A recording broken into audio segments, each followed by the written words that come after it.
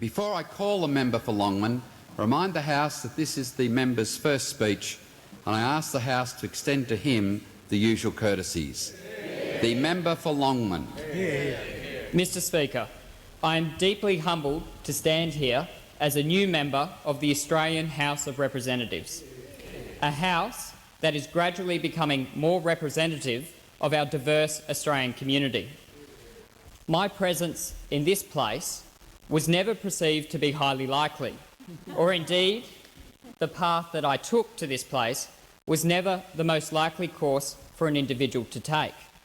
However, I am immensely proud of the fact that I am a young person elected to this parliament.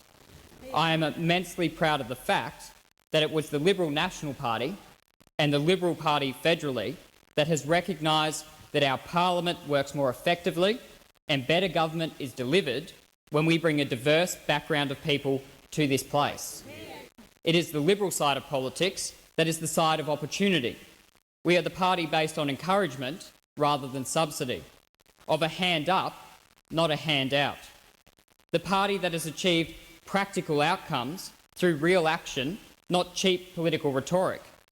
Some people say we are a Conservative party, but which party was prepared to endorse a 19-year-old in a winnable seat and then support, mentor and guide that candidate through one of the most fiercely contested political campaigns this country has ever seen?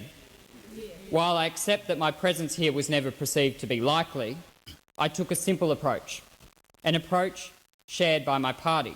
Mr. Speaker, I see my own personal story as a Liberal story, a story of opportunity and enterprise.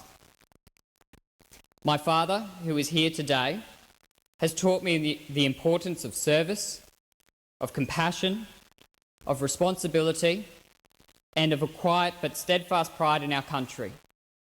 He has taught me to be tenacious, but to also have a sense of humour. My father started out his working life on a shovel. He took hold of the opportunities that presented themselves and worked hard to provide me, in turn, with my own opportunities and choices. Not only did my father teach me that I should take what I do seriously, but he also taught me that I should never take myself too seriously. Coming from a strawberry farm, one of the things that has always had a significant impact on me is the diversity of a seasonal workforce. We had a United Nations of men and women on working holidays, earning money to make their way around Australia. I realise now that one of the particular benefits to me was to be reminded on a daily basis how lucky we are to live in this nation.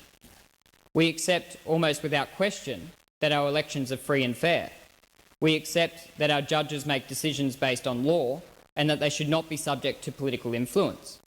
We accept that our public service is appointed on merit and serves the government of the day regardless of its political colour. We accept that the courageous Australian Defence Force will carry out the policy of the government in a diligent and professional way. But above all, we accept that there are many opportunities available to everyone, not defined by the economic or social circumstances of our background. That is not the case in many other countries. I am the third member for Longman, and I acknowledge my immediate predecessor and his service to this House.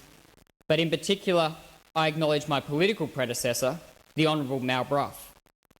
I am sure members across the political divide will agree that Mal was a very substantial contributor to this House, and will acknowledge the deep commitment and compassion that Mal took to his role as Minister responsible for Indigenous Affairs.